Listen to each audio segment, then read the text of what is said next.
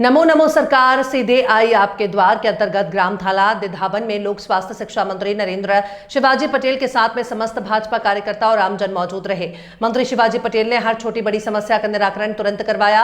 स्कूली बच्चों को साइकिल वितरण की, राशन पर्ची नहीं थी, उनका राशन पर्ची, हर छोटी बड़ी समस्या का हल ऑन द स्पॉट निराकरण करवाया। वहीं पर सभी सरकारी वर्गों ने अपनी स्टॉल लगाकर शिक्षा विभाग, पशुपालन विभाग, समस्त स्वास्थ्य विभाग ने बहुत से मरीजों को दवाइयां वितरण की, लोगों के Ayushman card on the spot बनाए। उसके बाद मंत्री नरेंद्र शिवाजी पटेल ने नगर का भ्रमण किया और रात्रि विश्राम ग्राम में किया। क्षेत्रीय पत्रकार संघ द्वारा मंत्री जी का भव्य स्वागत किया गया, जहां पर मंत्री नरेंद्र शिवाजी पटेल ने पत्रकार संघ के हर एक बात का सटीक जवाब देते हुए पत्रकार बंधुओं को और आमजन को भरोसा दिलाया कि हर संभव कोशिश आमजन के लिए की जाएगी, जिसका आंखों देखा हाल आपके समक्ष दबंग इंडिया 24 न्यूज आपकी आवाज से। तहसील संवाददाता मनोज शर्मा की खास खबर। क्या उद्देश्य है? देखिए, आदरणीय प्रधानमंत्री नरेंद्र मोदी जी कहते हैं कि वे देश के प्रधान सेवक हैं, तो निश्चित रूप से उन्हीं से प्रेरणा लेकर हम भारतीय जनता पार्टी के कार्यकर्ता जो विभिन्न दायित्व निभा रहे हैं, उनके अंदर भी वही सेवा का भाव लेकर हम जनता जनार्दन की सेवा कर रहे हैं।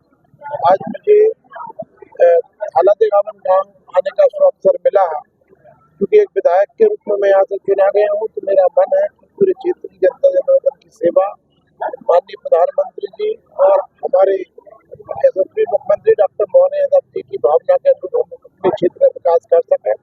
उसी के लिए हमने योजना बनाई है, आपका सेवक, आपके द्वार, आपकी सेवा में नमो सरकार।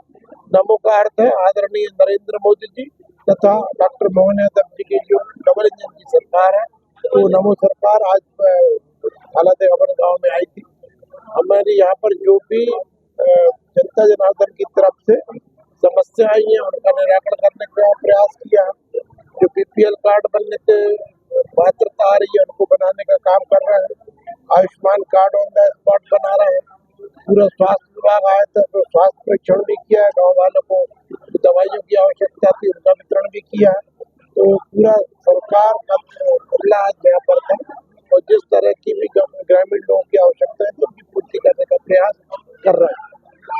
मंत्री जी, जैसा कि 1984 में पहला लोकसभा का चुनाव हुआ था, उस दौरान आप शायद अल्पवयस्क होते हुए भी आप पोलिंग एजेंट बने, मंडल उपाध्यक्ष, जिला उपाध्यक्ष, प्रदेश मंत्री, राष्ट्रीय मंत्री, एनसीसी स्काउट जैसे पदों पर आप सुशोभित हुए। अपना कार्यकाल निर्विघ्न आपने संपादित किया, तो क्या लगता है कि आपका ये कार्यकाल सफलतापूर्वक कैसे सफल होगा और आपके मन में क्या क्या रणनीतियां इस विधानसभा क्षेत्र को लेकर? देखिए, भगवत गीता मेरे को हमेशा प्रकाश दिखाते रही है। कन्नड़ ने बाधिकार सुखद, अपना अधिकार कर्म करने में फल में नहीं है, तो केवल अपना कर्म करते रहो, जो भी दायित्व मिला है उसको निभाते रहो।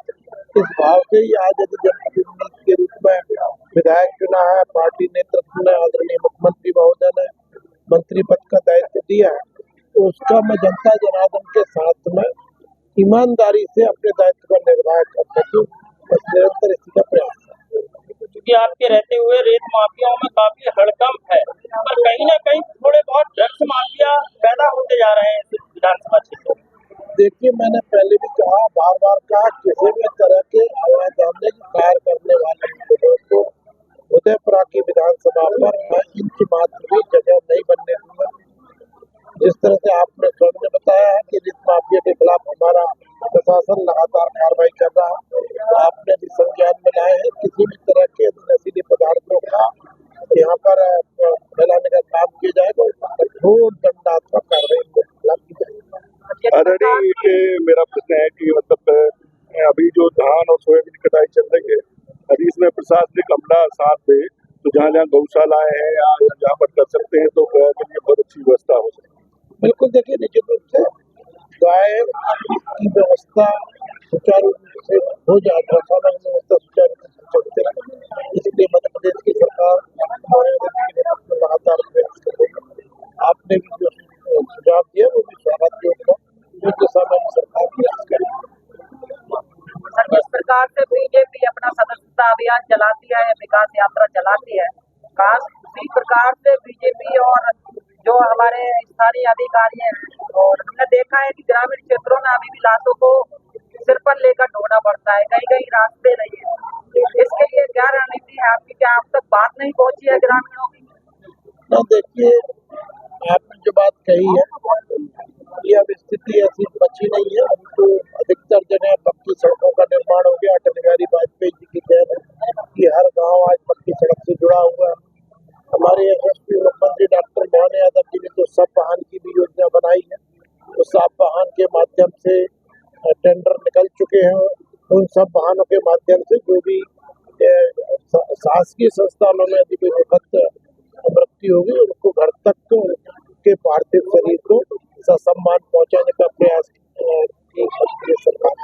सर आप एक स्वास्थ्य मंत्री हैं। मैं आपको बताना चाहता हूँ कि आजकल सबसे ज्यादा हार्ट अटैक से लोगों की मौतें हो रही हैं।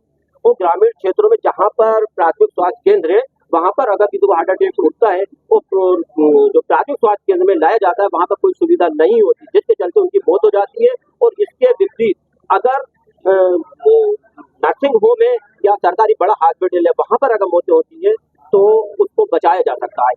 आप स्वास्थ्य मंत्री, ऐसा क्या नहीं हो सकता कि जो भी प्राथमिक स्वास्थ्य केंद्र में है उनमें एक यूनिट बनाई जाए और उनमें एक जो प्राथमिक उपचार के लिए जैसे हार्ट अटैक के मरीज है या कोई ज्यादा इंजर्ड है उसको लाया जाए और उसको बचाया जाए?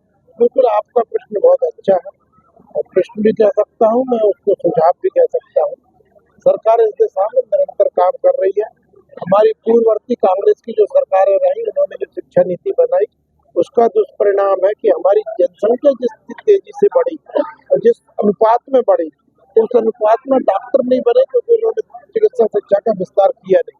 मैं यशस्वी प्रधानमंत्री आदरणीय नरेंद्र मोदी जी का आभार व्यक्त करता हूँ कि उन्होंने इसकी आवश्यकता को समझा और उन्होंने प्रधानमंत्री बनने के बाद में अपने देश में मेडिकल कॉलेजों की संख्या लगभग दुगनी कर दी है और उनका स्वप्न है कि हर जिले में कम से कम एक मेडिकल कॉलेज हो।